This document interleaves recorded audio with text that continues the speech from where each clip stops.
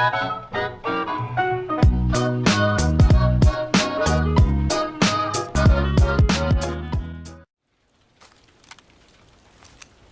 it! What are these things? Just stay focused. Hello YouTube, my name's Nero, and today we have some Call of Duty Advanced Warfare playing a bit of Exo Zombies in this week's episode of Dear Nero, which of course is the weekly series here on my channel where subscribers send me in fan mail and or fan questions, and I do best to go ahead and answer them. To talk about the gameplay here, you guys know I've been playing a lot of custom zombies lately. I've even started posting some of that on my Let's Play channel, and of course last week's Dear Nero we had custom zombies on there as well. I've been really enjoying that, and because I've been playing so much more zombies, I'm getting like really back into it. I thought, let's go play some Exo Zombies, because it's been a while since I played it. I'll be honest, I haven't really played a whole lot of Exo Zombies since the Ascendance DLC came out. Like, of course, I played a bunch of it when it first came out, but then since then I haven't played it, and I figured let's go back, try it out, and have some fun, just because I like using the Advanced Warfare guns. The Exo suits are kind of fun, and it's like a new take on zombies, I suppose, as compared to, you know, the kind of zombies you can play when you're playing the traditional stuff. So it's a bit different, and it's pretty fun, so hopefully you guys will enjoy the gameplay. We always try to do something different with the gameplay every week here for Dear Nero, and that's what we're doing this week. We're going to be doing a little bit of Exo Zombies on both the maps, in fact, so hopefully you guys will enjoy that. Let's hop into here, because we've got some very good questions, and the first one, he's going to write: Dear Nero, I've been subscribed for 3 years now, and I was just wondering why so many different games, besides Call of Duty, have massive hype trains, and when the game comes out, people enjoy it, then they start to get bored of it. What are your thoughts and opinions on this? Daniel from Buffalo. So Daniel, I would say from an outside perspective, it may look like that ends up happening, you know. Destiny was definitely one of them. I actually called it. I'm like, Destiny's going to be one of those games everyone's going to be hyped for a month, and everyone's going to stop playing it. And in terms of like YouTube, like the people that I follow, a lot of people talked about Destiny, they started playing Destiny and stuff, but then they kind of stopped talking about it, maybe, you know, after a month or so. But that's not really representative of the actual fan base of Destiny. Of course, Destiny is a very popular game where tons of people are still playing it, but it's just not something that's on my radar personally. So from my perspective, it's like, oh yeah, people stopped playing that game, but in reality they didn't. There's a lot of people that still play that game. Grand Theft Auto 5, another great example. And that game just seems to be infinitely popular amongst fans of the series. They continue to play the game. They played it when it was out on the 360 and the PlayStation 3, and then when it came out on the PC, they started playing it. When it came out, of course, on next-gen consoles, they started playing on it, on the Xbox One and PlayStation 4. They continue to buy the same game and continue to play it on all these different platforms, and people are still playing it to this day. That game, keep in mind, came out a while ago. You know, people are still enjoying it, and for me, personally, I did get bored of the game after a month. You know, for me, Grand Theft Auto 5 was pretty fun. I wasn't honestly too keen on the single player. I wasn't a big fan of the story. I just didn't like the characters. I guess that's like personal preference. It's like asking somebody, you know, what do you think of this TV show? Some people love certain TV shows, other people don't. I guess I'm just one of the people that just don't like the story of GTA 5, so I was never that into it. But the multiplayer was a blast. Like, it was a lot of fun playing the multiplayer. I really enjoyed it. The whole open world thing, lots of stuff for you to do. It's kind of like a sandbox in a way, with all the things you can do, with all the different vehicles you can get, and the customization for your character, and the guns, and the game modes, and there's lots of cool stuff for you guys to do. I'm sure you've seen plenty of videos of it, or have played the game yourself, right? But for me, I got tired of doing that kind of stuff after about a month of the game being out, just because I felt as though I did most of it. You know, it just kind of started to feel repetitive at that point. You know, but for me, I got tired of it after a month. But other people, they're still playing it to this day. Like, I'm sure there's some of you guys that are watching this video that still play GTA 5 on a fairly consistent basis, more than a couple times a week. You know, I guarantee some of you guys out there still play that game and still enjoy it, and that's all for you. I mean, it's all on you. You could say Borderlands 2 is the same idea. Yeah, Borderlands 2, that's a game that people are going to play for a month, and, you know, they'll get tired of it. I'm still playing that game, man. I'm thinking about starting up a new playthrough of it just for fun, because I love that game so much. Even though it's an old game, I continue to love the series and play it. So there's a lot of games, of course. You look at Battlefield Hardline, that could be a game. You know, for me personally, I played it for a bit. I did some sponsored videos, of course, with Ronku there, and that was nice. That really helped, because freaking YouTube's been really rough lately in terms of the global ad sales market right now. It's just been terrible, but so that helps. But I haven't been playing it a ton. You know, for me, it's like, well, I mean, I played it there for a bit, but it's just not something that's really sucking me in. You know, it's something that's I'm not super psyched about. But I don't think there's so many games out there that people get tired of after a month and they move on to something else. I think just for certain people, you hear about that kind of game, you hear about the game, but then when the hype of the game in the media kind of goes down, that's when you stop hearing about it. But there's still tons of people that continue to play it. You know, you're not going to have, you know, any news reports or people making new videos and stuff talking about Skyrim and how amazing it is. Although that's kind of a bad example, because there's actually been a lot of news reports lately about Skyrim and the whole paid decade modding scene that seems to have been doing. But you know, you're not going to see brand new stuff about Skyrim because it's a very old game. But is that to say that people aren't still playing that? Trust me, they are. There's an entire subreddit dedicated to it, and it's a pretty active one at that. I actually follow it just because people do some cool stuff with that game still. So I guess it's all relative to you and what games that you're actually interested in. But I would say just about every game that comes out is going to have its fan base. It's going to have its hardcore, dedicated group of players that continue to play the game and continue to love the game. And just because you're not hearing about a game a ton in headlines or in news articles, or if you're not hearing about the game a ton on YouTube or from your friends, does not mean that that game is necessarily dead or that it's gone after a month. It's just that it's old news to a lot of people, but there's still a big fan base that is still playing that game. I think that's what we see with that. Because I was in the same boat as you, Daniel. I was the same boat. I thought like, oh wow, why does it seem like every game just kind of gets old after a month and then nobody ever plays it anymore? Yeah, but there's still tons of people that still play that game. They just don't talk about it because everyone's talking about the new game that's coming out. You know, does that make sense? I hope that makes sense. I went on kind of long with that, but I feel so that it should make sense to you guys. You know, every game out there has its dedicated hardcore fan base of people that continue to play it month after month, year after year. And just because it's not in the news does not mean there's still not people playing that game. Next question, he rates. Dear Nero, do you think that Call of Duty 2016 will sell more if the name was Modern Warfare 4 or Call of Duty Ghost 2? I believe that it will sell poorly if it is a Ghost 2, regardless of it being a good game or not, just because of the failure of the first game. Nico from North Carolina. So Nico, that's interesting. To answer your question first and foremost, I believe if I had to pick, right, which one would sell more, Modern Warfare 4 or Call of Duty Ghost 2? I would definitely say Modern Warfare 4 seems like it would sell a lot more. Revamping the Modern Warfare franchise, bringing back Captain Price, you know, kind of going on with that. That's going to trigger a lot of nostalgia, lots of memories for people, going back to Call of Duty 4, going back to Modern Warfare 2, Modern Warfare 3. It was a great series of games there, right? And in terms of just the story, people love the story. They fell in love with the characters. And I think if they were to, you know, do a whole thing, oh, we're bringing back Modern Warfare 4, do some nice promotional stuff with Captain Price, you know, I think a lot of people would dig that and be very into it. I do think a Modern Warfare 4 would sell better than a Call of Duty Ghost 2, but I still would say the Call of Duty Ghost 2 is a lot more likely to end up happening. I think they set up perfectly with the ending of the Call of Duty Ghost 1 campaign. I'm not going to spoil it for anybody out there, but I'd say after that ending that there's probably going to be a Ghost 2, which a lot of games are that way. I guess that's not even too spoilery, you know. Anytime I hear about an ending of a game, everyone's always like, yeah, they totally set up a sequel in that game perfectly. Every game seems to do that. Like, oh yeah, there's totally going to be a Ghost 2, or oh yeah, there's totally going to be a new game. There's totally going to be a sequel, because every game seems to try and leave that open just in case the game randomly becomes ridiculously popular, you know, and they want to continue and to make games. They always like to try and end the game off on this note where they could either end the game there or they could continue it depending on what they wanted to do. So games definitely try to do that. But yeah, regardless of Ghost 2 being a fantastic game or not, I think that there is going to be a bit of a stigma amongst the Call of Duty community just because Call of Duty Ghost 1, the original Ghost game that came out last year, it may have sold pretty well, but the player count on it was pretty bad. And we made videos talking about that last year. You know, so many people are going back to Black Ops 2. Black Ops 2 actually had more active players on it every day consistently compared to what Call of Duty Ghost had. And that was during the Ghost life cycle. So it was obvious that a lot of people did not enjoy the changes in the mechanics that Call of Duty Ghost brought to the table. And they went back and decided to play Black Ops 2 instead. Right, that was something that happened. So they're going to need to change some things with Ghost 2. They're definitely going to need to do that. And if they are going to be coming out with the Ghost 2, they're going to need to change around a lot of things, make it a lot more like the Treyarch series of games. And they're going to need to just change up a lot of stuff, man, if they're going to get a lot more people back on board. Because right now, Infinity Ward is definitely having some problems. Next question, he rates.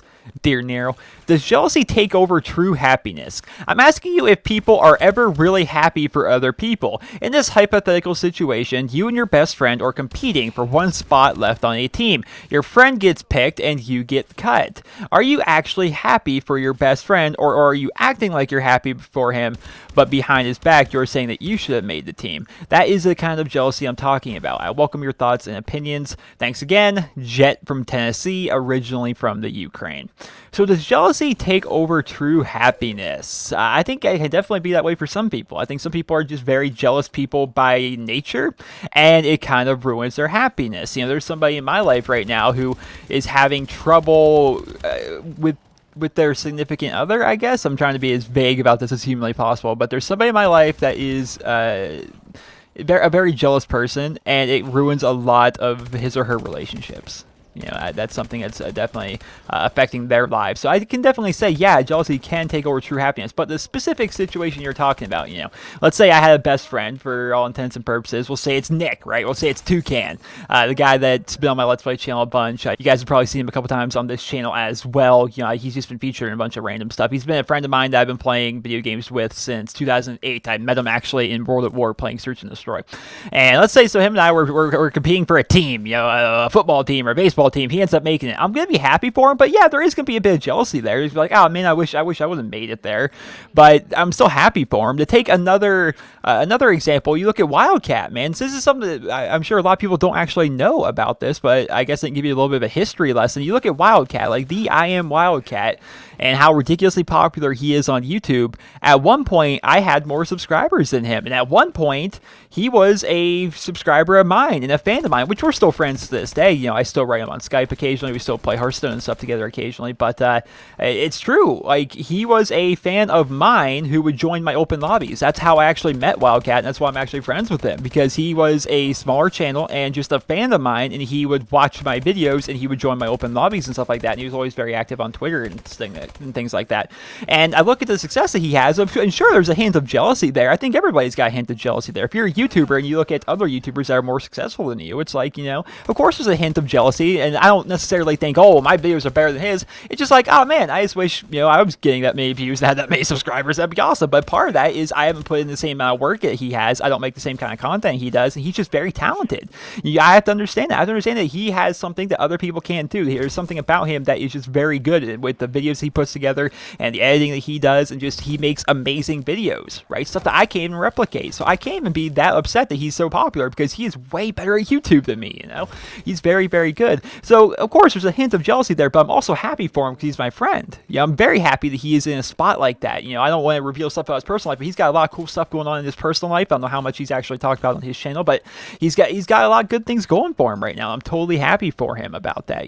So sure, once again, there's a hint of jealousy there, but I think that's just part of human nature, that we're gonna be a little bit jealous of stuff. I see other YouTubers that make very similar content to me that are just infinitely more popular, and it's like, well, I mean, I'm sure there's a hint of jealousy there, but obviously they're doing something right and I'm doing something wrong here, or maybe it's not even that, or maybe it's just something, it's just kind of random because it's YouTube and the search results and the algorithms and stuff. It's hard to say. Of course, there's always a hint of jealousy because I think we're human, but it's also okay to actually have true, legitimate happiness and be legitimately happy for your friends. I think that's what makes you a good friend. And if somebody that you know or somebody you care about, someone that's your friend, and something good happens to them and you're not actually happy about it, and you're more just like, well, I should have got that instead of that person, then I kind of have to question how good of a friend you may be. So I'll let you think on that. Mr. Jet from Tennessee. Next question. He rates, Dear Nero, I've been a long-time subscriber since the Black Ops life cycle, and you said many times that you would like a World War II setting in your games. My question is, have you played any World War II simulators, and if so, which one? And if you like a Battlefield merge with World War II, you should play Heroes and Generals, which is free on Steam. Johan from Sweden. So, the idea is, Nero, so what do you think about playing other games that aren't Call of Duty, but that are based around World War II? I haven't honestly dabbled too much into it, because when it comes to my tastes in first-person shooters, I really kind of like playing games that are really similar to Call of Duty, really similar to Battlefield. Those are just the two games, the FPS games I really enjoy. But I do love the World War II scene. I do love the entire theme around it. Of course, I watch movies. I read like World War II stuff on like Wikipedia and stuff just for fun occasionally, because I really enjoy it. I own a Mosin Nagant rifle, which is an infantry rifle, but if you convert the bolt a little bit, it can kind of become a sniper rifle as well. That was used. Mine was actually made in 1943. It's got the Soviet Union logo on it. It's pretty cool, man. I'm happy about that gun. My cousin had one, which there's a video of me and him shooting it, and that was an old video. And so there's us shooting it. That was his. And then after that, I'm like, I kind of want one myself. And I went out and bought one for myself, because the way I figure it, they're not making more of these things. I mean, there's only so many. I mean, of course, they were like widely mass produced, but there's only so many World War II rifles out there. And since they're so cheap right now, I'm just gonna grab one. I figure they'll only become more expensive as time goes on, so I'm happy that I have it now. But no, I haven't played a ton of games like on Steam or anything like that are World War II based. Actually, recently though, it's kind of funny that the reason I actually featured this question is because it's a game that I recently learned about, which looks like a lot of fun. I'm yet to download it, but I think I'm going to. It's a game called Blitzkrieg. It's apparently a series of games on PC. I think they're on Steam, and they're basically RTS games, but they're set in World War II, and you can take on a lot of different battles in World War II. I believe the newest one is called Blitzkrieg 3, and I believe it's in early access right now. Actually, I'm going to go ahead and do a look right here. So let's type this in here. You guys can even hear the loud clicky clackety that is my keyboard. It is a Razer keyboard, and yes, it's very loud and clickety clackety. But yes, there's a bunch of Blitzkrieg games here on Steam. There's a game called Stalingrad that's $5. That sounds interesting. I'll maybe look at that. But yeah, there's like Blitzkrieg, and there's Blitzkrieg 2, and apparently there's going to be a Blitzkrieg 3 as well. Let's see if we can find that. Blitzkrieg 3, or maybe it would have 3. Nope, Blitzkrieg 3 is actually right there. Blitzkrieg 3 is an online real-time strategy game where tactical multiplayer combat, players-based development, and historical battles merge in with each other to create a unique gameplay experience with no subscription and no microtransactions. It's basically an RTS game about World War II war, and it looks kind of interesting. It's also in early access, so you don't really know too much about that, but basically what I've heard about this game, though, is they tried to feature in a lot of other players into it, whereas I think I would much more enjoy playing single player, because I'm not very good at RTS games, and having to face other people sounds kind of crazy, and of course the reviews are actually mixed as well. Only 54% of people actually say it's positive, so that's the game I was looking at, but I'm not entirely positive if I actually want to spend $30 on it. Maybe I'll just watch more videos and stuff on it. But yeah, there's a lot of cool World War II games out there, especially on PC. And yeah, I mean, Sniper Elite was a pretty fun game. Nazi Zombie Army was fantastic, but I haven't really played any of the World War II quote-unquote simulators like you mentioned in your question. There's a lot of them out there, though, so perhaps I'll start getting a better look at some of them. Next question, he writes, Dear Nero, do you think it is harder for console gamers to adapt to PC or vice versa? Thanks, Liam. So Liam, I can't say for sure because I've never been a PC gamer that's converting to a console. I have been a console player that tries to pick up the PC and tries to get better at it. I gotta say the transition was kind of difficult, and when it comes to actually facing other people, I would say it's kind of hard still, but in terms of just enjoying and using the keyboard and mouse, I can do that pretty well at this point. You see a lot of the games I play on PC are like custom zombies, or I play games like Borderlands, or even just other stuff that doesn't involve really any thought at all, like Hearthstone or a Game Dev Tycoon, stuff like that I've done on my Let's Play channel, Pokemon emulators. That stuff's really easy, you know, Minecraft, that stuff's all really easy, but playing games like Call of Duty Online, which I played some World at War and stuff like that on the PC, it takes a bit of getting used to, because things that are second nature to you when you're used to playing on a console, like, for example, you know, you want to climb through a window, you know, or maybe you want to jump over a ledge and then crouch, and that way you can get through really quickly. Like jump and crouch and go through a window. That way you don't have to mantle at all, you know, and you can just get right through it. That's a kind of a tricky move, even while you're playing on the console, but it's something that I'm sure a lot of us can do second nature. You know, instead of mantling over a window in like an older Call of Duty game or something, we can just run, jump, and crouch and just go flying through that thing. You know, whereas on PC, that's a little bit harder for me to do. You know, it's not natural for me as like it is on consoles, because of course I'm playing consoles since 2006, 2007, somewhere in there is when I got my Xbox 360, so it's been a very long time. I'm used to playing on a console, and then moving to a keyboard and mouse, it's like it's not as natural, but I can still do it. You know, I can definitely still do it. So I'd say it's a relatively difficult, but it's not the worst thing in the world. But I have heard a lot of people say, you know, if they start out with a keyboard and mouse, that they can't go to console. The idea of using a controller, you know, especially in like the first-person shooter world, you know, they're trying to play Call of Duty on a console where you're used to playing it on a PC. Those people just can't do it. Some people say, I guess. I've heard a lot of stuff about that, but once again, I have no idea which one would be more difficult. But I will say, going from a console to a PC is not the hardest transition in the world. It just takes a little bit of time. Next question, he writes, Dear Nero, and boy, ladies and gentlemen, this one is a doozy. Keep in mind, this one's going to be very long, but let's read it. He writes, Dear Nero, as you know, because I sent you the gameplay for DNA Saturday, I am among the first, if not the first, to have ever achieved the M1 Irons DNA bomb. I uploaded the gameplay to YouTube after I recorded the commentary and added the music. Up to 8 hours later, a member of the clan uploaded their Akimbo DNA bomb. Since I am a fan of pub stomping clans, I watched his gameplay, and sadly, he claimed to be the first one to have ever achieved such an accomplishment. People in the comments were telling him that someone else, aka me, uploaded the real first one. He either denied it by saying that mine was not legit, which is BS, or simply removed the comment. I went from having up to 100 likes and no dislikes to almost 30 dislikes in under an hour. Other members of the clan and the clan itself uploaded the gameplay, and their players got mine kicked down in the search results. I was the first to get this gameplay, probably the coolest one I've ever gotten and the one I'm most proud of, and yet, due to the popularity of the above mentioned channels, I'm not getting the recognition that I believe I deserve. My question for you is, what do you believe should extremely small YouTubers like myself do in this kind of situation? Is there even something that can be done? What can smaller channels do to defend their own interests? All the best from Matt in Italy, currently studying in London. So I told you guys that was kind of a long one, and I saw this gameplay. I saw the gameplay that this person's talking about. He actually submitted it for DNA Saturday. I watched it all the way through, and I was kind of excited for it. I was hoping there was an M1 Irons DNA bomb that somebody would have achieved, somebody would have sent things. That would have been kind of cool. I think we'd all be interested to see something like that. But unfortunately, the gameplay that was sent to me by the person, this Matt from Italy that sent in this question, I didn't want to upload it because one of the people on the opposing team was just spinning around in circles wherever they spawned, and that particular person died 10 plus times to the player that got the DNA bomb. And while it's entirely possible that person was just actually an AFK person that was just sitting there doing nothing or spinning around just because whatever, that's not entirely possible. But at the same time, I know that that would get a lot of hate if I were to upload it. People would be calling it fake, and it's understandable. I'm like, you know what, it looks kind of fishy. If I were to upload this, everyone's going to think it's fishy regardless. As cool as that DNA bomb was and how awesome it is to get one with M1 Irons, I'm not going to upload it just because of that very reason. And the problem that this person is having, of course he was a little bit upset that I didn't upload his DNA bomb even though it was such a unique one. The problem he's having is there's other people that are getting DNA bombs with that same pistol, and he's not getting really any recognition because he believes he has the world first, which is kind of a big deal. The idea of doing something, being the first person in the world to do it. But here's the thing, guys. I've never taken too much stock in this whole YouTube world's first or world record, because there's really nothing to back that up. There's really nothing to say that that was the world first. There's nothing to say that that is a world record.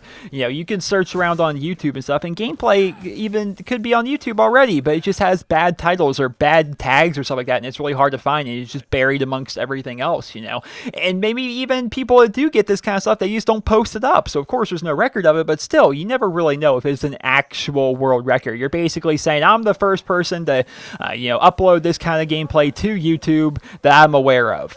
It's never something I thought that is really going to help you out too much anyway. If I look at people say, oh yeah, this is a world record, everyone writes that. Anytime someone does something interesting, they put world record most kills in a team deathmatch using a submachine gun with no attachments. They try so hard with it, and so everyone's trying to constantly have all different kinds of records. I'm not even kidding about that record. That's an actual video. There's so many different ones out there like that. This is like the most kills ever in a 6v6 domination while using a light machine gun with a silencer. It's a world record. It's like, there's so many world records, but the one you're talking about is a bit more clear. It's the first ever, DNA bomb using the M1 Irons, brand new weapon in Advanced Warfare. Very fun weapon, I might add as well. But it's really hard to kind of back that thing up. And if they upload it saying that they have the world's first, and then your gameplay itself was kind of sketchy in some respects, I can definitely understand that. But once again, though, you should really not ever try to grow your channel based upon that kind of stuff, because it's all very subjective, and it's all stuff that cannot actually be proven, right? Never try to do that. And I've said many times, it's okay to be proud of your gameplay and stuff, but don't ever try to let the gameplay kind of dictate who you are as a person, who you are as a channel, because if that ends up happening, you're not going to enjoy YouTube or playing Call of Duty nearly as much, If you try to base your entire Call of Duty career off of, I'm the world's first guy that gets lots of world records and stuff in Call of Duty, it's like, well, one, it's kind of hard to prove that, and two, that sounds really stressful to try and get that, that much stuff all the time, that ridiculously high caliber of gameplay, So I don't know if there's really a right answer to that. You say you got the world's first. If yours was uploaded before anyone else's, then maybe you did have the world's first. But then again, it was also kind of a sketchy DNA bomb, so it's definitely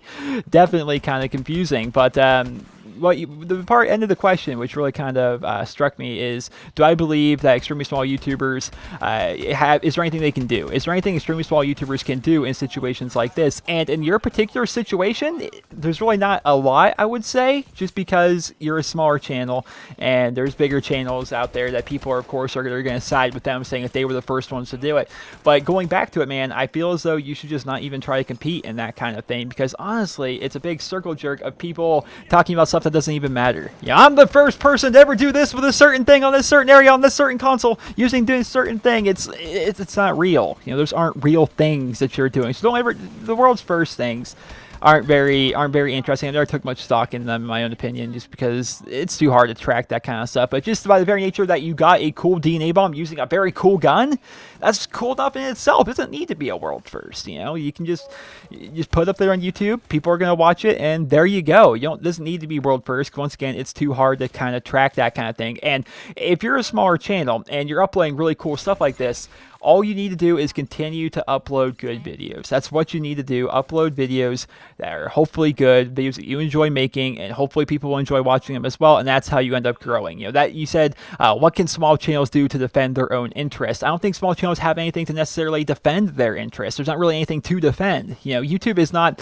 while it is competitive in terms of you're trying to, you know, get as many people to watch your videos as possible, there's not a whole lot of things to defend. You make your videos, you make the best ones you can, and hopefully people find them. That's it. That's how YouTube works. You know, that's how it's always worked for me. That's how it's worked for people that I'm aware of.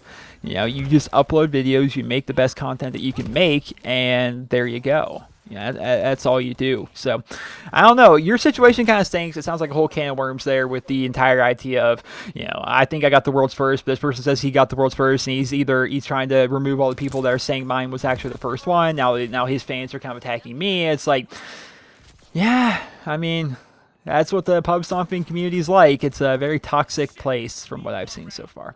Next question, he writes, Dear Nero, if you could choose the setting for the next Exo Zombies map or Black Ops 3 zombie map, what would you choose? Josh from Illinois, and Josh just kind of ties it very well with the gameplay we're watching in this video. So if I could choose the setting for the next Exo Zombies map, I would take a multiplayer map and convert it into a zombies map. I always thought that was a neat concept that hasn't really actually been used a whole lot in zombies. It was used on Verrucht.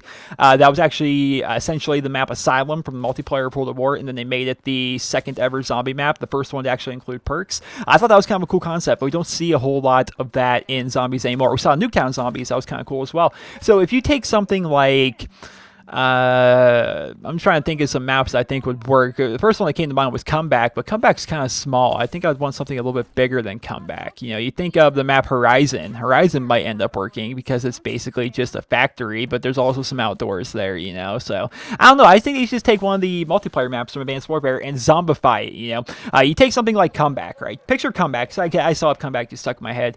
Make it nighttime. Right, make it thundering a little bit, maybe make it raining, you know, and then those buildings and stuff could actually have lights in them, and you just change around the whole feel of the map and look at the map, and of course, square off different parts of it, maybe have some things that happened, like, you know, have a bunch of debris be there, because maybe there was like a battle or something that happened. You can do something with that. Just actually use a multiplayer map. That'd be pretty cool. And for a Black Ops 3 zombie map, what would I like to see from that? I would like to see them kind of revisit an older zombie map, but reimagine it. You guys know me. I've talked about it so many times, you know. I like going back and revisiting things or revamping things, or just, I think nostalgia. I think I come from a place of nostalgia when it comes to a lot of my ideas for different maps and stuff. And for Black Ops 3, how about this? Because you guys know Shinonuma is my favorite zombie map ever made. What if they were to remake Shinonuma into Black Ops 3, but, you know, it's changed somehow? You know, like, you go back to Shinonuma, but it's a lot older now. You know, after the original zombie outbreak that happened there, have there be zombies there again, or we went back there to investigate for one reason or another, you know, and find out what happened there, and you find out that the zombies are still there. You have the fishing hut that's still there again, and the doctor's quarters, but of course time's taking its toll a little bit there, you know, so it's going to look a little bit different, maybe change around the sky, make it so instead of it being, you know, like an evening almost setting, make it nighttime, or make it middle of the day, just change around the time setting of it, maybe change the weather a little bit. There's lots you could do with that. I think that would be kind of cool to go back to that, because once again, it's my personal favorite zombies map. I know not a lot of people agree with that, but that's just something I would like to see in Black Ops 3 Zombies. Next question, he writes, Dear Nero, I've noticed that you seem to upload later and later every day. I was wondering if this is the result of a bad sleep schedule or not, and this person did not leave his or her name. So the person who didn't leave his or her name is not the result of a bad sleep schedule. It's a result of I'm starting to put my videos in 1080p 60 FPS, and that takes a lot longer to upload and render, as well as process on YouTube's end. Mainly process. It seems really random. Sometimes it processes really quickly, and other times it just processes ridiculously slowly, and there's nothing I can do about it. So I've upped the quality of my videos, and because of that, it just takes everything takes longer. You know, it takes longer to render, it takes longer to upload, it takes longer to process. So I think to compensate for that, we need to start uploading earlier on in the day. But this isn't exactly good because it's almost 5 p.m. here, and I'm not even done finishing Dear Nero. I still, of course, have to edit Dear Nero, render it, upload it, and let it process. So hopefully this video doesn't get up too late, and so that's why we're going to try and finish this off here with the final question, which he's going to write. Dear Nero, lightning round. Number 1, dogs or cats? I would say cats. I like cats. They're pretty cool. Number 2, Black Ops 1 or Black Ops 2? I would take, if I had to pick between the two, probably Black Ops 1-ish. I can't. No. God, they're so good. Both of them are really good. If I had to pick one to play forever and there's only one Call of Duty game that's ever made again, it's going to be Black Ops 1 or Black Ops 2. Still Black Ops 1, I think. I like it because it's Vietnam. Question number 3, COD Ghost 2 or Modern Warfare 4? I would definitely like Modern Warfare 4. Question number 4, Nuketown or Nuketown 2025? I'll say Nuketown just because it's the original. Question number 5, favorite red dot site? I would say the blue. If you're talking about like like which one, like the cosmetic ones, I guess, I would say the blue one from Black Ops 2 is probably my favorite. I use that all the time. It's so good. Question number 6, favorite pistol? The Call of Duty 4 Desert Eagle by far. I think it's amazing. Question number 7, McDonald's or Burger King? I'd say Burger King. Question number 8, Coke or Pepsi? I would definitely say Coke to that. Question number 9, favorite candy? I don't eat a lot of candy, to be honest, but some of my favorites are just, typical American ones that you have around here. There's like Butterfingers or Reese's. Those are delicious. Definitely love those. I think they're called Raisin. I don't know how to pronounce it, but they're little caramel chews. Those things are freaking fantastic, as well as chocolate-covered berries. Those are fantastic. And question number 10, hype level for Black Ops 3. 1 being not I couldn't care less, or 10 meaning I'm counting down the days until launch. I would say my hype level 1 through 10 for Black Ops 3 would probably be an high 8 or low 9. I wouldn't say I'm like 10 out of 10, like, oh my god, it's gonna be the greatest thing ever. I'm super excited for the game, so that's why I say a high 8 to a low 9. Somewhere in that range is probably where I am at. And all these questions came from a man by the name of Luke from Virginia. And ladies and gentlemen, I hope you guys all enjoyed this week's episode of Dear Nero. And if you did, please be sure to leave a rating where you guys feel it deserves. Of course, you guys would like to submit your questions, right? I'm sure there's some of you guys out there that want to send in your questions for Dear Nero, so hopefully you can get featured on the show, hear your name out loud on a video, Well, if you want to do that, you need to send me a personal message here on YouTube. That's all you need to do. You send me a personal message. It's very simple. You go to my YouTube channel, go to the About tab, go to the Send Message button, and from there you send in your message. Preferably, just put Dear Nero at the beginning of your message. That way, when I'm scrolling through all the messages, I can easily identify the ones that were specifically sent for Dear Nero. But yeah, that's all you really need to do. I've gotten some questions from people that say, Nero, how do I send messages from a mobile device, like an iPad or an iPod or a tablet of some kind, right? And I'm just like, I don't know. I have no idea. I don't use YouTube on mobile. I've heard that you can't do it. I've heard other people say you can do it. I have no idea. But the best surefire way is just right from a computer, like from a laptop, something like that. It's very, very easy. So hope you guys, again, all enjoyed this week's episode of Dear Nero. And if you did, please be sure to leave a rating. Hope you guys all have a wonderful day.